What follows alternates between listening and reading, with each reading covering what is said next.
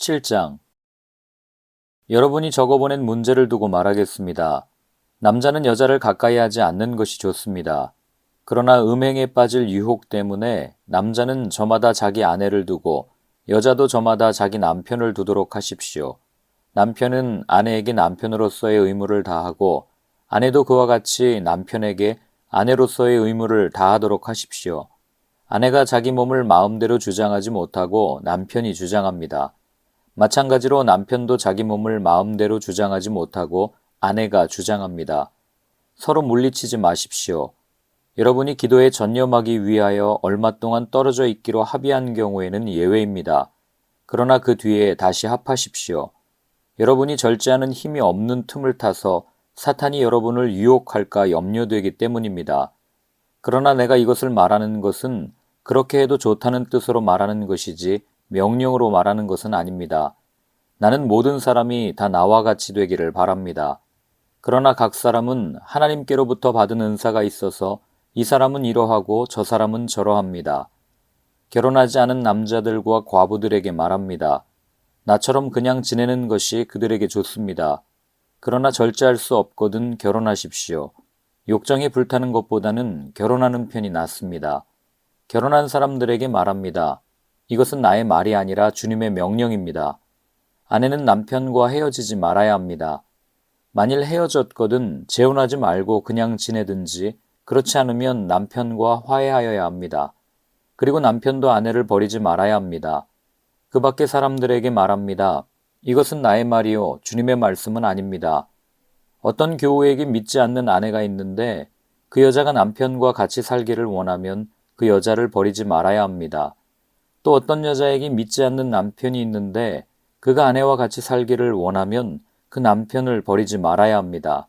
믿지 않는 남편은 그의 아내로 말미암아 거룩해지고 믿지 않는 아내는 그 남편으로 말미암아 거룩해졌습니다. 그렇지 않으면 그들의 자녀도 깨끗하지 못할 것인데 이제 그들은 거룩합니다. 그러나 믿지 않는 사람 쪽에서 헤어지려고 하면 헤어져도 됩니다. 믿는 형제나 자매가 이런 일에 얽매일 것이 없습니다. 하나님께서는 여러분을 부르셔서 평화롭게 살게 하셨습니다. 아내 되니여 그대가 혹시나 그대 남편을 구원할는지 어찌합니까? 남편 되니여 그대가 혹시나 그대 아내를 구원할는지 어찌합니까? 각 사람은 주님께서 나누어 주신 분수 그대로 하나님께서 부르신 처지 그대로 살아가십시오. 이것이 내가 모든 교회에서 명하는 지시입니다. 할례를 받은 몸으로 부르심을 받은 사람은 굳이 그 할례 받은 흔적을 지우려고 하지 마십시오. 할례를 받지 아니한 처지에서 부르심을 받은 사람은 굳이 할례를 받으려고 하지 마십시오. 할례를 받은 것이나 안 받은 것이나 그것은 문제가 아니고 하나님의 계명을 지키는 것이 중요합니다. 각 사람은 부르심을 받은 그때의 처지에 그대로 머물러 있으십시오. 노예일 때에 부르심을 받았습니까? 그런 것에 마음 쓰지 마십시오. 그러나 자유로운 몸이 될 수 있는 기회가 있으면 어떻게 해서든지 그것을 이용하십시오. 주님 안에서 노예로서 부르심을 받은 사람은 주님께 속한 자유인입니다. 그와 같이 자유인으로서 부르심을 받은 사람은 그리스도의 노예입니다. 여러분은 하나님께서 값을 치르고 사신 사람입니다. 그러므로 사람의 노예가 되지 마십시오. 형제자매 여러분, 각각 부르심을 받은 그때의 처지에 그대로 있으면서 하나님과 함께 살아가십시오. 주님께서 처녀들에 대해서 하신 명령을 나로서는 받은 것이 없습니다. 그러나 나는 주님의 자비하심을 힘입어 믿을 만한 사람이 된 사람으로서 의견을 제시합니다. 지금 닥쳐오는 재난 때문에 사람이 현재 상태대로 살아가는 것이 좋다고 나는 생각합니다. 아내에게 매였으면 그에게서 벗어나려고 하지 마십시오. 아내에게서 놓였으면 아내를 얻으려고 하지 마십시오.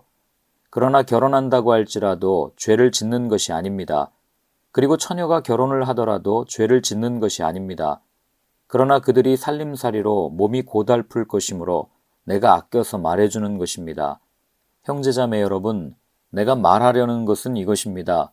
때가 얼마 남지 않았으니 이제부터는 안에 있는 사람은 없는 사람처럼 하고 우는 사람은 울지 않는 사람처럼 하고 기쁜 사람은 기쁘지 않은 사람처럼 하고 무엇을 산 사람은 그것을 가지고 있지 않은 사람처럼 하고 세상을 이용하는 사람은 그렇게 하지 않는 사람처럼 하도록 하십시오. 이 세상의 형체는 사라집니다. 나는 여러분이 염려 없이 살기를 바랍니다. 결혼하지 않은 남자는 어떻게 하면 주님을 기쁘게 해드릴 수 있을까 하고 주님의 일에 마음을 씁니다. 그러나 결혼한 남자는 어떻게 하면 자기 아내를 기쁘게 할 수 있을까 하고 세상 일에 마음을 쓰게 되므로 마음이 나뉘어 있습니다. 결혼하지 않은 여자나 처녀는 몸과 영을 거룩하게 하려고 주님의 일에 마음을 쓰지만 결혼한 여자는 어떻게 하면 남편을 기쁘게 할 수 있을까 하고 세상 일에 마음을 씁니다. 내가 이 말을 하는 것은 여러분을 유익하게 하려고 그러는 것이지 여러분에게 올가미를 씌우려고 그러는 것이 아닙니다. 오히려 여러분이 품위 있게 살면서 마음에 헛갈림이 없이 오직 주님만을 섬기게 하려는 것입니다. 어떤 이가 결혼을 단념하는 것이 자기의 약혼녀에게 온당하게 대하는 일이 못 된다고 생각하면 더구나 애정이 강렬하여 꼭 결혼을 해야겠으면 그는 원하는 대로 그렇게 하십시오. 결혼하는 것이 죄를 짓는 것이 아니니 그런 사람들은 결혼하십시오. 그러나 결혼하지 않기로 마음을 굳게 먹은 사람이 부득이한 일도 없고 또 자기의 욕망을 제어할 수 있어서 자기 약혼녀를 처녀로 그대로 두기로 마음에 작정하였으면 그것은 잘하는 일입니다. 그러므로 자기의 약혼녀와 결혼하는 사람도 잘하는 것이지만 결혼하지 않는 사람은 더 잘하는 것입니다. 아내는 남편이 살아있는 동안에는 그에게 매여 있습니다. 그러나 남편이 죽으면 자기가 원하는 사람과 결혼할 자유가 있습니다. 다만 주님 안에서만 그렇게 해야 할 것입니다. 내 의견으로는 그 여자는 그대로 혼자 지내는 것이 더 행복할 것입니다. 나도 하나님의 영을 받았다고 생각합니다. 8장 우상에게 바친 고기에 대하여 말하겠습니다. 우리는 우리 모두가 지식이 있는 줄로 알고 있습니다. 지식은 사람을 교만하게 하지만 사랑은 덕을 세웁니다. 자기가 무엇을 안다고 생각하는 사람은 아직도 그가 마땅히 알아야 할 방식대로 알지 못하는 사람입니다. 그러나 하나님을 사랑하는 사람은 하나님께서 그를 알아주십니다. 그런데 우상에게 바친 고기를 먹는 일을 두고 말하면 우리가 알기로는 세상의 우상이란 것은 아무것도 아니고 오직 하나님 한 분밖에는 신이 없습니다. 이른바 신이라는 것들이 하늘에든 땅에든 있다고 칩시다. 그러면 많은 신과 많은 주가 있는 것 같습니다. 그러나 우리에게는 아버지가 되시는 하나님 한 분이 계실 뿐입니다. 만물은 그에게서 났고 우리는 그분을 위하여 있습니다. 그리고 한 분 주님이신 예수 그리스도가 계십니다. 만물이 그분으로 말미암아 있고 우리도 그분으로 말미암아 있습니다. 그러나 누구에게나 다 지식이 있는 것은 아닙니다. 어떤 사람들은 지금까지 우상을 섬기던 관습에 젖어 있어서 그들이 먹는 고기가 우상의 것인 줄로 여기면서 먹습니다. 그들의 양심이 약함으로 더럽혀지는 것입니다. 그러나 우리를 하나님 앞에 내세우는 것은 음식이 아닙니다. 음식을 먹지 않는다고 해서 손해볼 것도 없고 먹는다고 해서 이로울 것도 없습니다. 그러나 여러분에게 있는 이 자유가 약한 사람들에게 걸림돌이 되지 않도록 조심하십시오. 지식이 있는 당신이 우상의 신당에 앉아서 먹고 있는 것을 어떤 사람이 보면 그가 약한 사람일지라도 그 양심에 용기가 생겨서 우상에게 바친 고기를 먹게 되지 않겠습니까? 그러면 그 약한 사람은 당신의 지식 때문에 망하는 것입니다. 그리스도께서는 그 약한 신도를 위하여 죽으셨습니다. 이렇게 여러분이 형제자매들에게 죄를 짓고 그들의 약한 양심을 상하게 하는 것은 그리스도께 죄를 짓는 것입니다. 그러므로 음식이 내 형제를 걸어서 넘어지게 하는 것이라면 그가 걸려서 넘어지지 않게 하기 위해서 나는 평생 고기를 먹지 않겠습니다. 9장 내가 자유인이 아닙니까? 내가 사도가 아닙니까? 내가 우리 주 예수를 뵙지 못하였습니까? 여러분은 주님 안에서 내가 일해서 얻은 열매가 아닙니까? 다른 사람들에게는 내가 사도가 아닐지 몰라도 여러분에게는 사도입니다. 여러분은 주님 안에서 나의 사도직을 보증하는 표입니다. 나를 비판하는 사람들에게 이렇게 답변합니다. 우리에게 먹고 마실 권리가 없습니까? 우리에게는 다른 사도들이나 주님의 동생들이나 게바처럼 믿는 자매인 아내를 데리고 다닐 권리가 없단 말입니까? 나와 바나바에게만은 노동하지 않을 권리가 없단 말입니까? 자기 비용으로 군에 복무하는 사람이 어디 있습니까? 포도원을 만들고 그 열매를 따먹지 않는 사람이 어디 있습니까? 양떼를 치고 그 젖을 짜먹지 않는 사람이 어디 있습니까? 내가 사람의 관례에만 의거하여 이런 말을 하는 줄 아십니까? 율법에도 이런 말이 있지 않습니까? 모세의 율법에 기록하기를 타자기를 하는 소에게 망을 씌우지 말아라 하였습니다. 하나님께서 소를 걱정하신 것입니까? 그렇지 않으면 우리 모두를 위하여 말씀하신 것입니까? 그것은 우리를 위하여 하신 말씀입니다. 밭을 가는 사람은 마땅히 희망을 가지고서 밭을 갈고 타작을 하는 사람은 한 몫을 얻으리라는 희망을 가지고 그 일을 합니다. 우리가 여러분에게 영적인 것으로 씨를 뿌렸으면 여러분에게서 물질적인 것으로 거둔다고 해서 그것이 지나친 일이겠습니까? 다른 사람들이 여러분에게 이런 권리를 가졌다면 하물며 우리는 더욱 그러하지 않겠습니까? 그러나 우리는 이런 권리를 쓰지 않았습니다. 우리는 그리스도의 복음을 전하는 일에 지장을 주지 않도록 모든 것을 참습니다.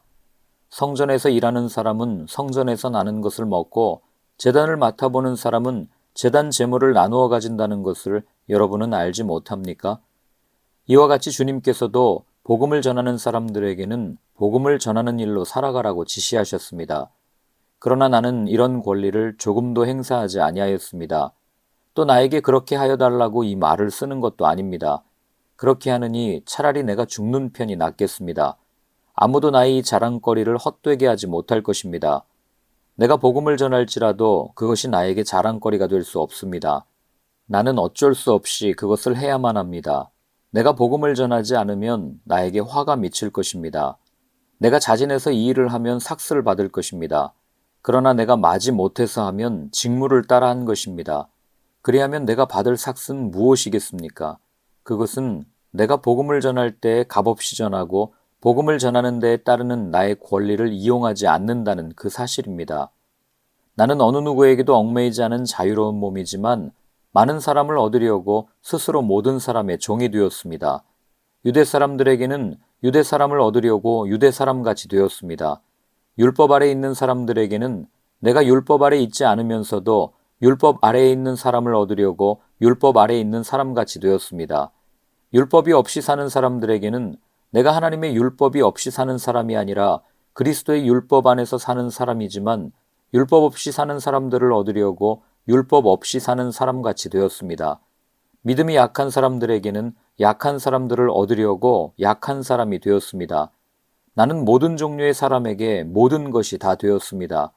그것은 내가 어떻게 해서든지 그들 가운데서 몇 사람이라도 구원하려는 것입니다. 나는 복음을 위하여 이 모든 일을 하고 있습니다. 그것은 내가 복음의 복에 동참하기 위함입니다. 경기장에서 달리기 하는 사람들이 모두 달리지만 상을 받는 사람은 하나뿐이라는 것을 여러분은 알지 못합니까? 이와 같이 여러분도 상을 받을 수 있도록 달리십시오. 경기에 나서는 사람은 모든 일에 절제를 합니다. 그런데 그들은 썩어 없어질 월계관을 얻으려고 절제를 하는 것이지만 우리는 썩지 않을 월계관을 얻으려고 하는 것입니다. 그러므로 나는 목표 없이 달리듯이 달리기를 하는 것이 아닙니다. 나는 허공을 치듯이 권투를 하는 것이 아닙니다. 나는 내 몸을 쳐서 굴복시킵니다. 그것은 내가 남에게 복음을 전하고 나서 도리어 나 스스로는 버림을 받는 가련한 신세가 되지 않으려는 것입니다.